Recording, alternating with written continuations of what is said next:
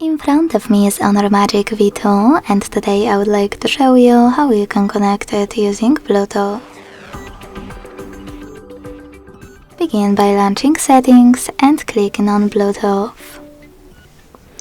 Now click on the switcher at the top if it's not already on, and wait for available devices to show up. When they do, click on the one that you wish to connect to.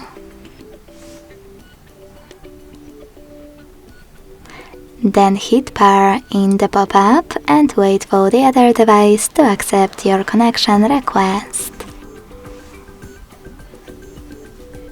As you can see, my devices were successfully connected.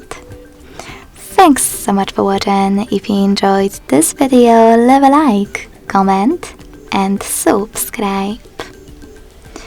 Bye!